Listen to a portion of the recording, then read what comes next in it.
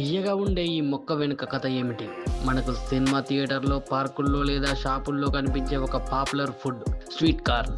చూడ్డానికి సాధారణంగా మొక్కజొన్నలాగే ఉంటుంది, కానీ దీనిని ఉడికించి తింటే వచ్చే తియ్యటి రుచి మాత్రం ప్రత్యేకంగా ఉంటుంది.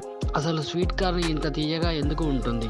స్వీట్ కార్న్ సాధారణ మొక్కజొన్నతో పోలిస్తే చక్కెరలు ఎక్కువగా నిల్వ ఉంటాయి, అందుకే గింజలు మృదువుగా తీయగా ఉంటాయి. ఇక ఒక ఆసక్తికరమైన విషయం, స్వీట్ కార్న్ ను పూర్తిగా ఎండిపోయిన తర్వాత కాకుండా గింజలు ఇంకా మృదువుగా ఉన్నప్పుడే కోసి తింటారు. అందుకే దాని గింజలను కొరికితే మనకు జ్యూసీగా తీయగా అనిపిస్తుంది. స్వీట్ కార్న్ లో కార్బోహైడ్రేట్లు, ఫైబర్, విటమిన్లు మరియు ఖనిజాలు ఉంటాయి. పసుపు రంగు స్వీట్స్ కార్న్ లో ల్యూటిన్, జియాక్సిందిన్ వంటి సహజ వర్ణ ద్రవ్యాలు కూడా ఉంటాయి.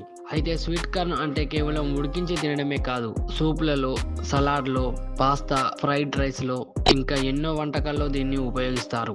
మరి మనం తినే ప్రతి గింజ వెనుక ఒక చిన్న రహస్యం ఉంది. ఒక మొక్కజొన్న కంకిపై ఉన్న గింజలు వరుసగా ఎలా ఏర్పడతాయో గమనించారా? అవి మొక్కలోని ఒక ప్రత్యేక నిర్మాణం ద్వారా ఏర్పడతాయి. ప్రతి గింజకు ఒక చిన్న తంతువు అనుసంధానమై ఉంటుంది.